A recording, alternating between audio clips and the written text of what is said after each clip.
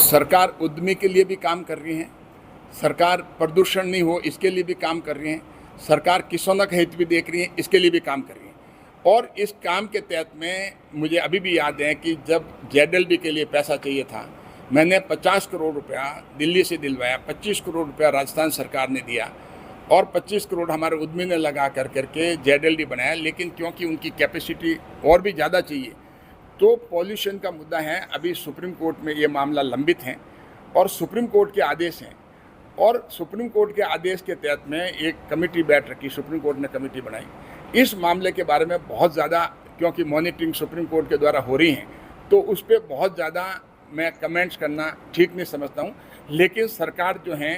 Employment को भी ध्यान में रख रही है कि हमारे जो एम्प्लॉय जो हैं यहाँ पर लगे हुए उनकी सुरक्षा हो, उनके हितों की रक्षा हो। उद्यमी जो हैं, प्रोडक्शन जो हो रहा है वो भी प्रोडक्शन भी नहीं रुके, प्रोडक्शन भी होवे और पॉल्यूशन भी नहीं होवे। इसके लिए कठोर, कल ही मेरे जो कमीशन के जो अध्यक्ष, उनको जो कमेटी जो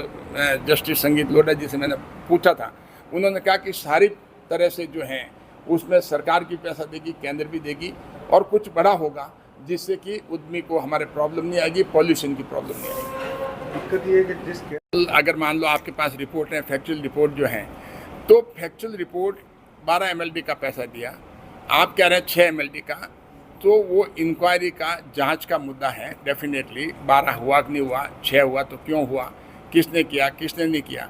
तो जांच होने के बाद में सरकार जो है उसके तहत में सही कार्रवाई करेगी। अगर कोई लोग इसमें किसी ने गड़बड़ की तो उनके तहत, कानून के तहत कार्रवाई होगी। कई बार पानी में CPT प्लांट पे, और देखिए मेरे ध्यान में आया कि एक जांच हुई भी थी और अभी भी जो सरकार के संज्ञान में है, माननीय मुख्यमंत्री जी से हमने बात की, उन्होंने कहा कि देखो हमें इंडस्ट्री भी नहीं उठे, एम्प्लॉयमेंट भी रहे और उसके बाद में पॉल्यूशन भी नहीं होवे, लेकिन काम सही हो, नियमानुसार हो। तो माननीय मुख्यमंत्री जी का मानना था कि उसमें किसी तरह का भ्रष्टाचार नहीं हो, उसके उनके संज्ञान में है और जांच जो है इस मामले में लंबित है